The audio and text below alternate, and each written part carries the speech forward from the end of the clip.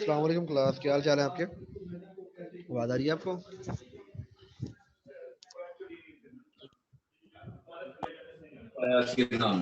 Hello. Hello. या आवाज आ रही है?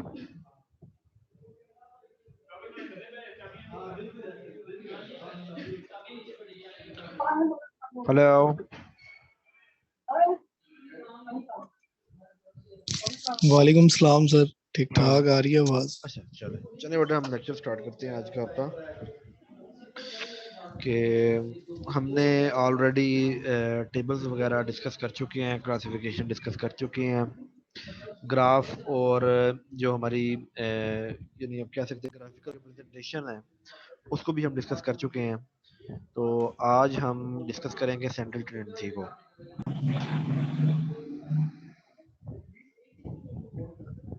स्लाइड शो हो रही है आपको?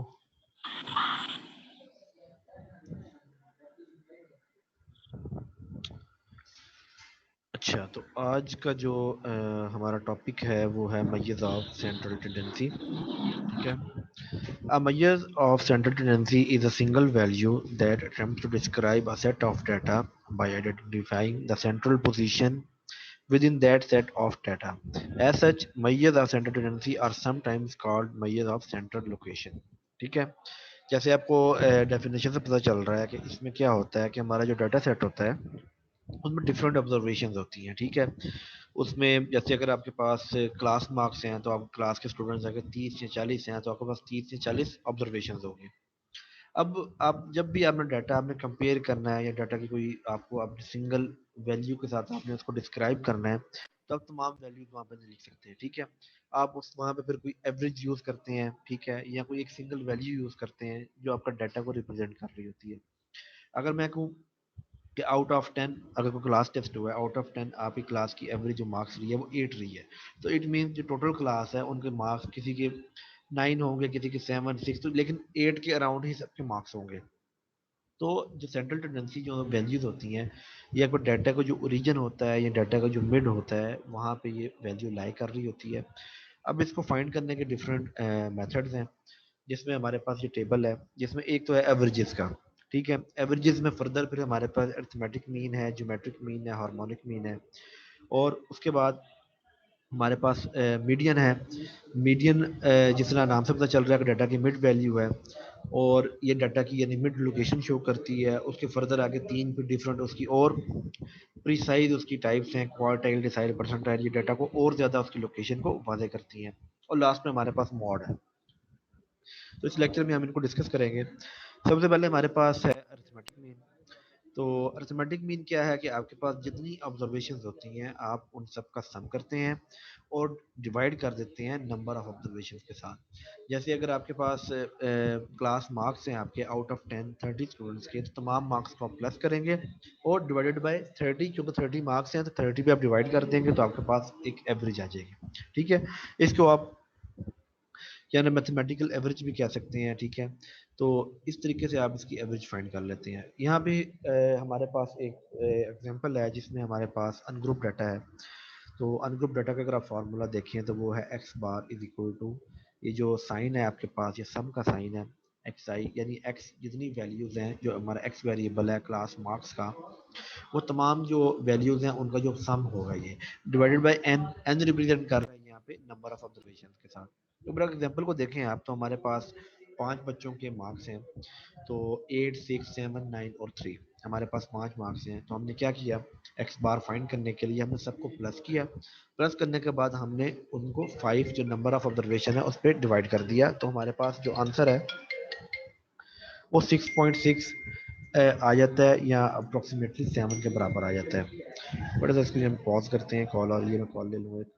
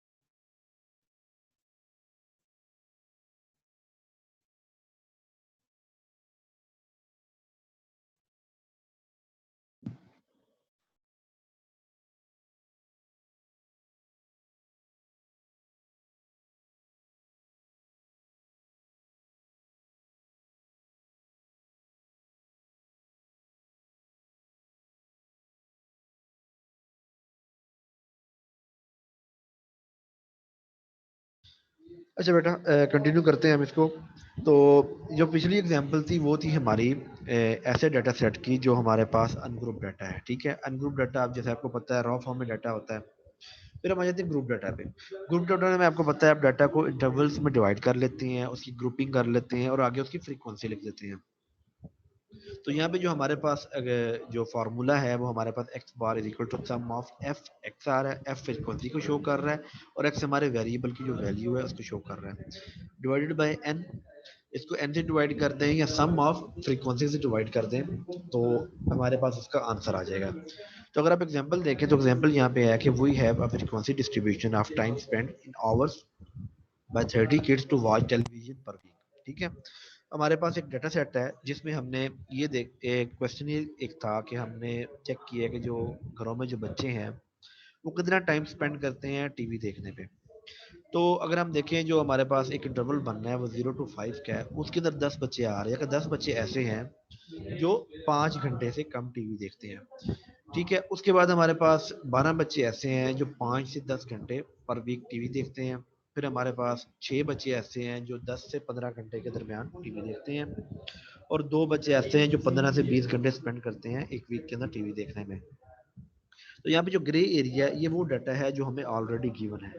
आगे जो ब्लू कॉलम्स हैं वहाँ पे हम अपनी कैलकुलेशन करेंगे, इससे इंफॉर्मेशन एक्सट्रैक्ट करेंगे। तो सबसे पहले तो आप क्लास मार्क फाइंड करेंगे। क्लास मार्क जैसे आपको पता है फाइंड कैसे किया जाता है कि आप क्या करते हैं कि लोअर लिमिट और अपर लिमिट को प्लस करके 2 पे डिवाइड कर देते हैं तो आपके पास वैल्यू 2.5 आ जाती है। इसी तरह 5 + 10 डिवाइडेड बाई 2 करेंगे तो 7.5 आ जाएगी। तो अब हमारे पास क्लास मार्क्स का कॉलम फिल होता जाएगा। उसके बाद एफ ऑफ एक्स है, तो आपकी जो फ्रीक्वेंसी है जैसे 10 है इसको आप मल्टीप्लाई कर देंगे 2.5 क्लास मार्क के साथ जो हमारे पास 25 आंसर आता है। इसी तरह 12 को मल्टीप्लाई किया आपने 7.5 के साथ तो आपका 19 आ गया। इस तरीके से एफ एक्स का कॉलम भी हमारे पास फिल हो जाएगा। अब तमाम फ्रीक्वेंसी जो सम ऑफ एफ है वो जब हम सम करते हैं तो हमारे पास 30 आंसर आता है। सम ऑफ एफ एक्स करते हैं तो हमारे पास 2 to 5 आता है। इन्हीं वैल्यूज को हम फार्मूला में पुट करेंगे तो 2 to 5 डिवाइडेड बाई 30 हमारे पास 7.5 जो अप्रोक्सीमेटली 8 के बराबर आता है। तो हमारा जो एक एवरेज आ रही है हम कह सकते हैं कि जो बच्चों का जो डाटा है जो 30 बच्चे हैं ऑन एवरेज हर बच्चा एक वीक के अंदर 8 घंटे टीवी देखता है। इसके बाद हमारे पास आया था वेटेड एम। वेटेड एम के अंदर हमारे पास इस तरह होता है कि जो फ्रीक्वेंसी की जगह हमारे पास वेट आ जाता है। हमारा डाटा इस तरह का होता है कि वहाँ पे हम उसको वेट कर देते हैं। जैसे अगर आप एग्जांपल देखिए कि a marketing firm conducted a survey of 1,000 households to determine the average number of TV sets per hour per house. They made following frequency distribution। तो नंबर ऑफ टीवी सेट्स हैं और आगे उनका वेट दिया गया है। अब देखिए आपके पास 1 2 3 4 टीवी सेट्स हैं। तो 73 ऐसे घर हैं जहाँ पे सिर्फ एक टीवी सेट है। 378 ऐसे घर हैं जहाँ पे 2 टीवी सेट्स हैं। और जो 3 टीवी सेट्स है उसका वेट 459 है, यानी 459 ऐसे लोग हैं, ऐसे घर हैं जहाँ पे 3 टीवी सेट्स हैं। और 4 टीवी सेट्स 90 घरों के अंदर मौजूद है। तो हम फार्मूला के मुताबिक जो फार्मूला की डिमांड है सबसे पहले सम ऑफ एक्स डब्ल्यू फाइंड करेंगे और उसको डिवाइड करेंगे सम ऑफ डब्ल्यू से। सम ऑफ डब्ल्यू को अगर आप करें तो आंसर आपके पास 1000 आ रहा है। एक्स डब्ल्यू हम क्या करेंगे, हम एक्स का जो कॉलम है उसको मल्टीप्लाई कर देंगे डब्ल्यू के वेट वाले कॉलम से। तो हमारे पास जो सम आ रहा है इसका वो 2566 आ रहा है। फार्मूला में वैल्यूज पुट करेंगे तो 2566 डिवाइडेड बाई 1000 हमारे पास जो आंसर आ रहा है वो 2.57 अप्रोक्सीमेटली 3। यानी हमारे पास ऑन एवरेज ये जो 1000 घर थे इसमें ऑन एवरेज हर घर में 3 टीवी सेट्स मौजूद हैं। तो इस तरह से जो डाटा है उसके जो ओरिजिन होता है या डाटा को जो मिड के करीब जो वैल्यू होती है वो एवरेज के थ्रू हम फाइंड करते हैं। अच्छा, वेटेड के बाद हमारे पास जो वेटेड एम के बाद हमारे पास जीएम जिसको हम जियोमेट्रिक मीन कहते हैं वो आ जाता है। जियोमेट्रिक मीन ज़्यादातर यूज होता है आपका ऐसे डाटा सेट्स के अंदर जहाँ पे आपके इंटरेस्ट रेट्स हो या ग्रोथ या आपके पास एक्सपोनेंशियल ग्रोथ हो या एक ग्रोइंग आपके पास एक ट्रेंड आ रहा हो डाटा का। तो जैसे आपके स्टॉक एक्सचेंज वगैरह हैं, ठीक है, या आपकी कोई कंपनी है उसका उसकी प्रोफाइल है, ठीक है, जिसमें एकदम से ग्रोथ आ रही है, तो इस तरह के जो डाटा सेट्स होते हैं वहाँ पे हम ज्योमेट्रिक मीन यूज करते हैं। इसका फार्मूला गिवन है कि आप क्या करते हैं कि जो जितने भी यहाँ पे जो साइन आ रहा है इससे आप ये करते हैं कि जो आपका पाई है ये शो कर रहा है कि आपने मल्टीप्लाई करना है। यहाँ पे तमाम वैल्यूज को आप मल्टीप्लाई करते हैं और अंडर रूट उसका अंडर रूट लेते हैं और उसकी पावर होती है नंबर ऑफ ऑब्जर्वेशन। इसकी एग्जांपल हम देखते हैं। तो अनग्रुप डाटा के लिए हम क्या करेंगे कि सबसे पहले हमारे पास वो हम उसी जो पीछे वाली जो एग्जांपल है उसी को लेके चलते हैं कि 86793 हमारे पास स्टूडेंट के मार्क्स थे। इसका जीएम हमने फाइंड करना है। तो जीएम फाइंड करने के लिए हम क्या करेंगे, हम तमाम ऑब्जर्वेशन को आपस में मल्टीप्लाई कर देंगे। अब ये फार्मूला दोनों तरह से चलता है, या तो आप अंडर रूट के ऊपर पावर ले लें या फिर एंटी लॉग ले लें। इस तरह फर्स्ट लाइन में दिखाया गया आपको कि एंटी लॉग के थ्रू आप इसको फाइंड कर सकते हैं। तो सबसे पहले तो हमने जहाँ पे जो एग्जाम्पल की हमने अंडर रूट के थ्रू की है, तो हमने क्या किया 86793 सबका प्रोडक्ट लिया जो 9072 आ रहा है, इसका हम अंडर रूट लिया और उसकी पावर हमारे पास 5 है जो नंबर ऑफ ऑब्जर्वेशन है। तो उसको जब हमने सॉल्व किया तो हमारे पास जो आंसर है वो 6.19 जो अप्रोक्सीमेटली 6 के बराबर है वो आंसर आ रहा है। फिर हमारे पास ग्रुप डाटा आ जाता है। ग्रुप डाटा का फार्मूला है anti log 1/n sum of F log X. ठीक है, यहाँ पे इसको आप एंटी लॉग के थ्रू इसको परफॉर्म करेंगे। तो हमारे पास एक डाटा सेट है जो स्टूडेंट के मार्क्स की एक डिस्ट्रीब्यूशन है। उसमें हमारे पास मार्क्स का इंटरवल है और आगे उसकी स्टूडेंट्स की फ्रीक्वेंसी दी गई है। तो अगर आप देखेंगे 0 से 30 मार्क्स जो है या 30 से जो लेस देन मार्क्स हैं बच्चों के वो 20 स्टूडेंट्स इस तरह के हैं। 30 से जो 50 मार्क्स हैं वो 30 स्टूडेंट्स हैं। 50 से 80 में 40 हैं। 80 टू 100 में 10 स्टूडेंट्स लाई कर रहे हैं और टोटल जो सम ऑफ एफ हमारे पास 100 आ रहा है। अब हम जो ब्लू कॉलम्स हैं वहाँ पे हम कैलकुलेशन करेंगे फर्दर। सबसे पहले तो क्लास मार्क फाइंड करेंगे हम ताकि सिंगल वैल्यू एक हमारे वेरिएबल की हो। तो 30 डिवाइडेड बाई 2 15 है। 30 प्लस 50 80 डिवाइडेड बाई 2 हमारे पास 40 आंसर आ रहा है।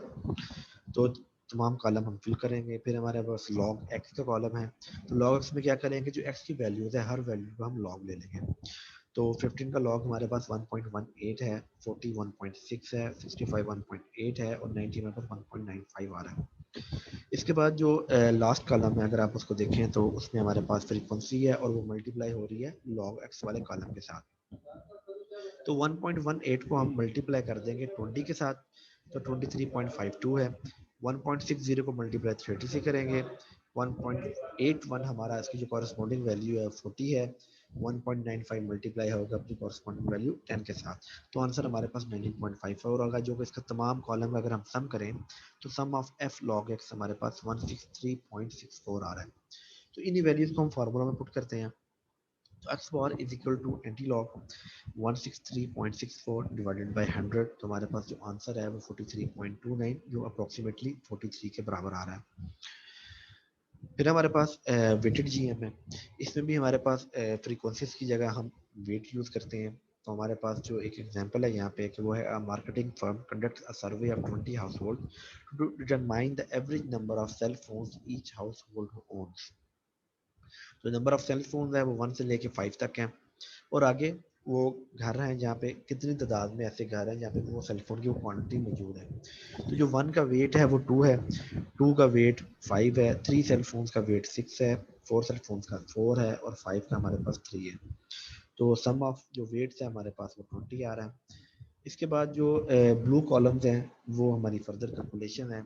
सबसे पहले तो हम जो नंबर ऑफ सेल फोन्स की जो कॉलम है उसकी हर वैल्यू को हम लॉग लेते जाएंगे और उसके बाद इस कॉलम को हम मल्टीप्लाई कर देंगे वेट्स वाले कॉलम के साथ। तो अगर आप देखें तो इसका जो सम आ रहा है हमारे पास वो सम ऑफ डब्ल्यू लॉग एक्स हमारे पास 8.87 आ रहा है। इन्हीं वैल्यूज को हम फार्मूला में पुट करेंगे तो हमारे पास जो आंसर है वो हमारे पास अप्रोक्सीमेटली 3 के बराबर आ रहा है। लास्ट जो हमारे पास जो एवरेज है वो हमारे पास हार्मोनिक मीन है। तो हार्मोनिक मीन रेसिप्रोकल है अरिथमेटिक मीन का। ये बेसिकली ऐसी डाटा सेट के ऊपर यूज होता है जहाँ पे हमारे पास वैल्यूज का जो मैग्नीट्यूड होता है वो कम होता है या एक कम वैल्यू का वेट ज़्यादा होता है। ठीक है, तो इस तरह की जो वैल्यूज होती हैं ज़्यादातर आपकी यूज होती हैं आपकी डिस्टेंस से रिलेटेड, जहाँ पे थोड़ा सा डिस्टेंस भी काफ़ी मैटर करता है, या आपकी जो लेंथ्स हैं एरियाज हैं। इस तरह के जो डाटा सेट्स होते हैं वहाँ पे हम हार्मोनिक मीन अप्लाई करते हैं। फार्मूला इसका सिंपल है।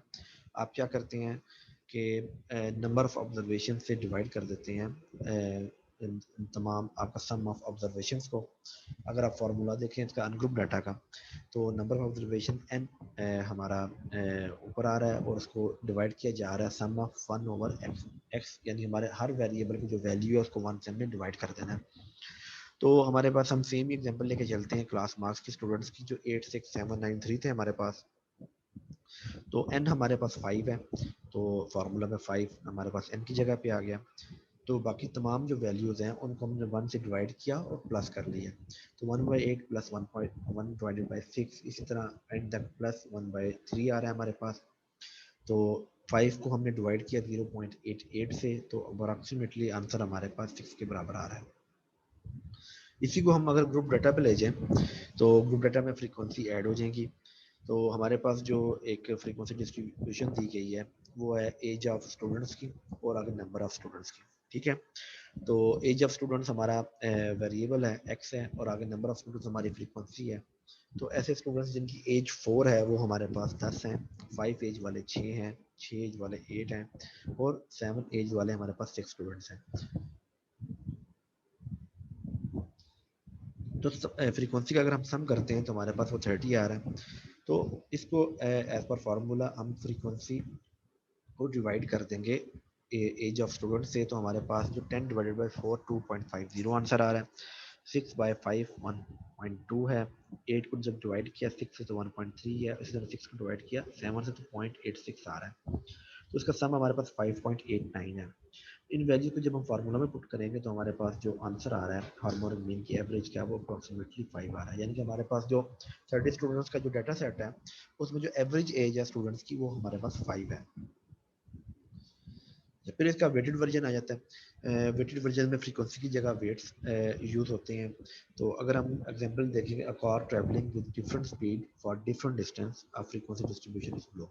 ठीक है, तो एक कार है जिसने डिस्टेंस तय किया है, उसकी डिफरेंट उसकी स्पीड के ऊपर उसने डिस्टेंस तय किया है, उसका एक डाटा सेट है हमारे पास।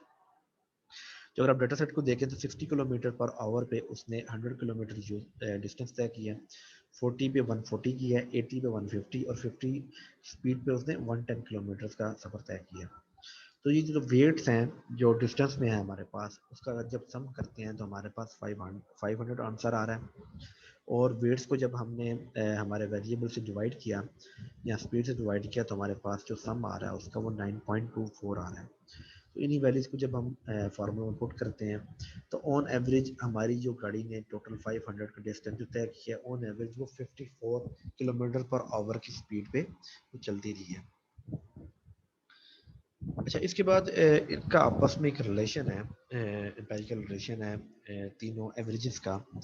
तो फर्स्ट वन जो है हमारे पास वो है कि अगर एक ही डाटा सेट का हम अरिथमेटिक मीन, ज्योमेट्रिक मीन और हार्मोनिक मीन लें तो अरिथमेटिक मीन की वैल्यू सबसे ग्रेटर देन होगी, उससे कम ज्योमेट्रिक मीन की होगी और सबसे कम हार्मोनिक मीन की होगी। तो जो एक ही एग्जांपल लेके हम चले थे 86793 क्लास मार्क्स की, तो उनके जो आंसर्स को अगर आप देखें तो ए एम 6.6 था, जी एम 6.19 था और एच एम हमारे पास 5.69 था, जो इस चीज़ को फुलफिल कर रहा है कि ए एम की वैल्यू ग्रेटर देन है जी एम और एच एम से, और जी एम की वैल्यू लेस देन है ए एम से लेकिन ग्रेटर देन है एच एम से, और एच एम की वैल्यू लेस देन है ए एम और जी एम से।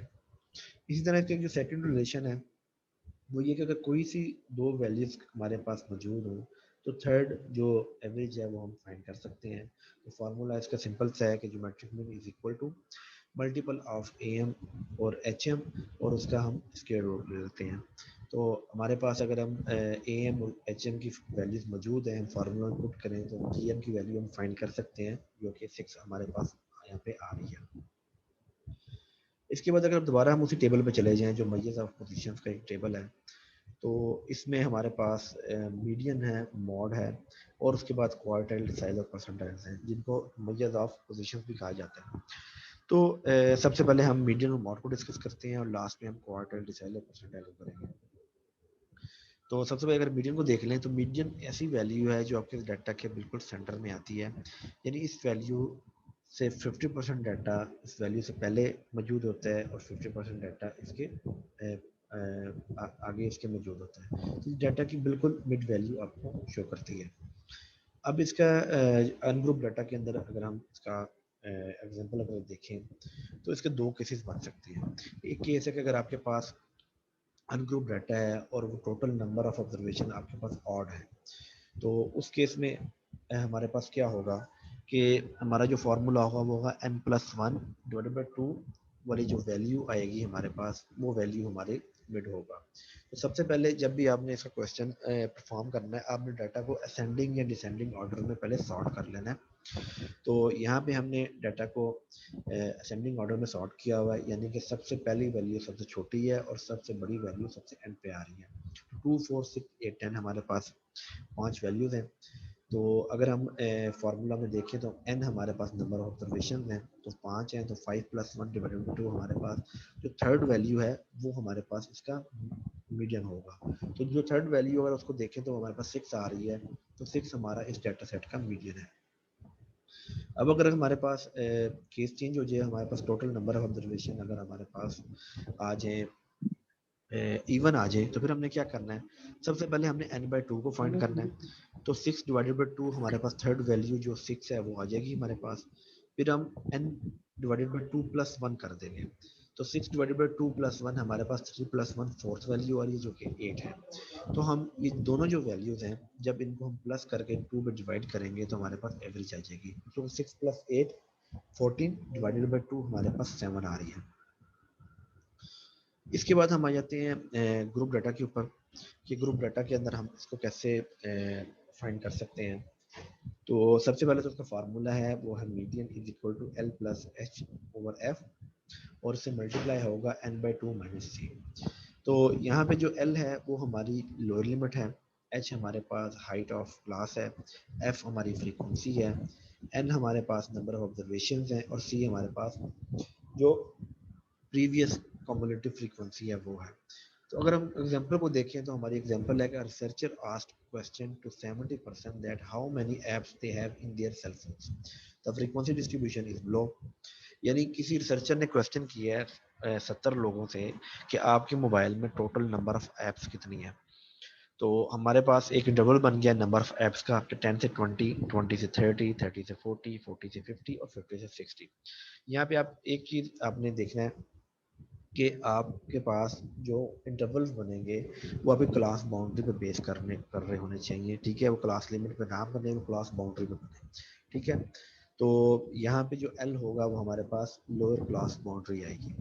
तो हमारे पास जो नंबर ऑफ एप्स हैं उनको उसका कॉलम देख लें, उसके आगे नंबर ऑफ पीपल हैं जिनसे क्वेश्चन किया गया है, तो उनकी फ्रीक्वेंसी दी गई है। उसके बाद क्यूमुलेटिव फ्रीक्वेंसी हमने एक न्यू कॉलम इसमें ऐड किया। कम्युलेटिव फ्रीक्वेंसी आपको पता है आप क्या करते हैं कि हर फ्रीक्वेंसी में उसकी पहले वाली जो फ्रीक्वेंसी का सम है हम प्लस करते जाते हैं।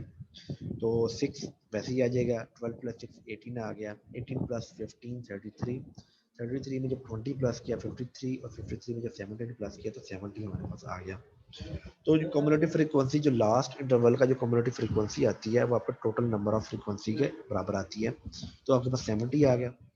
अब आपने क्या करना है कि सबसे पहले आपने जो मिड में n/2 है आपने उसको फाइंड करना है। फर्स्ट स्टेप आपका वो होगा, टेबल के नीचे वो परफॉर्म हुआ है कि n/2 आपके पास 70/235 आ गया। अब आपने क्या देखना है, आपने क्यूमुलेटिव फ्रीक्वेंसी वाला जो कॉलम है, जो लास्ट कॉलम है, उसमें आपने देखना है कि ऐसी कौन सी पहली वैल्यू है क्यूमुलेटिव फ्रीक्वेंसी में जो 35 से ग्रेटर देन है। तो 6 को देखें तो लेस देन है, 18 भी लेस देन है, 33 भी लेस देन है, 53 वो पहली वैल्यू है जो ग्रेटर देन है 35 से। तो इस पूरी जो रो है इसको हमने मार्क कर लिया। इसको मार्क करने के बाद अब हम फार्मूला में वैल्यूज पुट करते हैं। तो जो एल है वो हमारी लोअर क्लास बाउंड्री थी, जो इसमें जो इंटरवल है वो 40 से 50 है, तो 40 हमारे पास लोअर क्लास बाउंड्री आ गई, तो 40 आ गया। प्लस 10 हमारे पास इसकी हाइट है। हाइट आपको पता कैसे फाइंड करते हैं, आपने क्या किया, आपने इसकी इस क्लास की जो अपर क्लास बाउंड्री थी उसमें से ऊपर वाली क्लास की जो अपर क्लास बाउंड्री है उसको माइनस कर दिया। तो 50 - 40 आपके पास 10 आ गया। 10 आपकी हाइट आ गई। एफ क्या है, इसी जो आपकी टारगेटेड जो रो है उसमें जो फ्रीक्वेंसी है वो आपकी एफ की वैल्यू आ गई, 20 है वहाँ पे। अब आप कॉलम में आ जाए, सॉरी ब्रैकेट्स में आ जाए, तो ब्रैकेट्स में आपके पास सबसे पहले n/2 की वैल्यू ऑलरेडी आप फाइंड कर चुके हैं, वो 35 है। -33 है, कि आपकी जो टारगेटेड क्लास की कम्युनिटी फ्रीक्वेंसी थी उसके जो ऊपर वाली कम्युनिटी फ्रीक्वेंसी है वो यहाँ पे आएगी, जो कि 33 है। तो इसको जब आप मैथमेटिकली जब इसको सॉल्व करेंगे तो आपके पास 40+1 आंसर आ रहा है, जो कि 41 है। यानी मीडियन आपका इस डेटा सेट का 41 आ रहा है। यानी अगर आप इसको एक्सप्लेन करें तो जो 70% से आपने क्वेश्चन किया है, तो मीडियन उस डेटा सेट का 41 है कि हर बंदे के मोबाइल में मीडियन 41 ऐप्स मौजूद हैं। फिर हम आ जाते हैं मॉड में। तो मॉड की डेफिनेशन है कि the mod is the value that appears most frequently in a data set. A set of data may have one mode, more than one mode, or no mode at all. Mode is most useful as a measure of certain tendency when examining categorical data such as models of course or flavors of soda, etc. ठीक है, यानी कि जब आप किसी category की base पे आपका डाटा आपके पास मौजूद हो तब आप मॉड वाली साइड पे चले जाते हैं। वहाँ पे मॉड ज़्यादा अप्रोप्रिएट मेथड है उसकी सेंट्रल वैल्यू फाइंड करने के लिए। तो मॉड की कुछ लिमिटेशंस भी हैं, जैसे ये डाटा में एक से ज़्यादा दफ़ा भी आ सकता है और डाटा में नहीं भी आ सकता। तो सबसे पहले हम अनग्रुप डाटा को देखते हैं। अनग्रुप डाटा में एक हमारे पास डाटा जो फर्स्ट डाटा सेट है उसमें अगर आप देखें तो आपने क्या किया, डाटा को आपने अरेंज किया असेंडिंग ऑर्डर में। जब अरेंज किया तो अब आप काउंट कर सकते हैं कि आपकी कौन सी ऐसी वैल्यू है जो ज़्यादा फ्रीक्वेंटली ज़्यादा रिपीट हुई है। तो उसमें अगर आप देखें तो 16 है, वो 3 टाइम्स रिपीट हो रही है। तो इस डाटा सेट का जो मॉड है वो आपके पास 16 है। अगर सेकंड डाटा सेट देखें तो उसमें आपके पास दो मॉड आ रहे हैं, यानी 3 और 16 दोनों ही 3 दफ़ा रिपीट हो रही हैं। इन केस इनमें से कोई भी एक वैल्यू एक दफ़ा ज़्यादा फोर्थ टाइम रिपीट हो जाती है तो फिर सिंगल मॉड रह जाता है, फिर सिर्फ वही वैल्यू मॉड होती। लेकिन यहाँ पे दोनों वैल्यूज़ की रिपीटेशन जो बराबर है, तो इस वजह से इस डाटा सेट के दो मॉड्स हैं जो 3 और 16 है। फिर हम आ जाते हैं ग्रुप डाटा के ऊपर। ग्रुप डाटा पे फॉर्मूला हमारे पास mode equal to lower class boundary plus आपकी मॉडल का जो क्लॉस मॉडल है उसकी फ्रीक्वेंसी उससे पहले वाली फ्रीक्वेंसी, और नीचे उनसे डिवाइड किया गया। इसको थोड़ा एक्सप्लेन कर लेते हैं हम कि हमारे पास जो नंबर ऑफ एप्स वाली एग्जांपल थी हम उसी को लेके चलेंगे कि इसका इसमें मॉड क्या है। तो सबसे पहले तो आपने क्या देखना है कि आपकी वो कौन सी क्लास है जिसकी फ्रीक्वेंसी सबसे ज़्यादा है। एज पर डेफिनेशन जैसे आपने पढ़ा है कि मॉड वो वैल्यू होती है जो मोस्ट फ्रीक्वेंट रिपीट होती है आपके डाटा सेट के अंदर। तो यहाँ पे आपके पास जो वैल्यू है फ्रीक्वेंसी 20 है, इट मीन ये सबसे बड़ी वैल्यू है। तो आपने इस क्लास को टारगेट कर लिया। क्लास को टारगेट करने के बाद आप अब वैल्यूज फाइंड करेंगे। फार्मूला में वैल्यू पुट करने के लिए सबसे पहले तो आपकी लोअर क्लास बाउंड्री आएगी जो आपके पास 40 है, 40 आ गई, प्लस 20 आपके पास उस क्लास की टारगेटेड क्लास की जो मॉडल क्लास की फ्रीक्वेंसी आ गई 20, माइनस उससे जो पहले वाली जो वैल्यू थी आपकी फ्रीक्वेंसी की वो आ गई 15 आ गई। फिर आपने उसको डिवाइड किया, मॉडल क्लास की फ्रीक्वेंसी को माइनस किया उससे पहले वाली फ्रीक्वेंसी जो 15 थी, प्लस का साइन आ गया।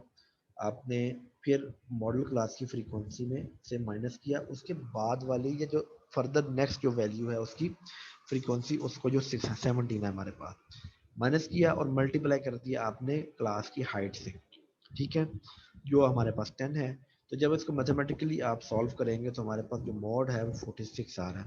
यानी आपका जो डाटा सेट है एप्स का उसमें जो ज़्यादातर जो लोग हैं, जो ज़्यादा लोग हैं उनकी जो ऐप्स हैं उनके मोबाइल में 46 ऐप्स मौजूद हैं। अच्छा, इसके बाद इनका भी आपस में एक एम्पेरिकल रिलेशन है मीन मीडियन मॉड का, उसको हम देख लेते हैं। सबसे पहले तो अगर हम जब हम डाटा को ग्राफ पे प्लॉट करें और डाटा हमारा नॉर्मल हो, यानी वो बिल्कुल नॉर्मल डाटा हो हमारे पास, तो वहाँ पे मीन मीडियन मॉड की वैल्यू बराबर आती है। ठीक है, उसके बाद एक केस आता है जहाँ पे हमारा डाटा थोड़ा स्क्यू होता है। डाटा स्क्यू ये होता है कि जो एवरेज वैल्यू हमारे पास आ रही होती है उसकी उससे आगे नंबर ऑफ ऑब्जर्वेशन की तादाद ज़्यादा होती है उसके पीछे वाले नंबर ऑफ ऑब्जर्वेशन से। तो अगर आप डाटा को देखें तो राइट साइड पे डाटा स्क्यू हो गया है, यानी जो ग्राफ है वहाँ पे उसको खींच लिया गया या पुल आ गया उसके अंदर। तो इसको हम बोलते हैं पॉजिटिवली स्क्यूड फ्रीक्वेंसी डिस्ट्रीब्यूशन। इस केस में हमारे पास जो मीन होता है उसकी वैल्यू सबसे बड़ी होती है, मीडियन की उससे कम होती है और मॉड की उससे भी कम होती है। इसका जो अपोजिट केस है वो हमारे पास नेगेटिवली स्क्यूड होता है।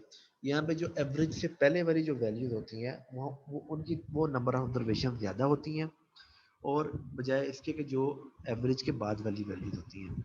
इस केस में हमारे पास जो मीन की वैल्यू सबसे कम आती है, मीडियन की उससे ज़्यादा आती है, और मॉड की वैल्यू सबसे ज़्यादा आती है।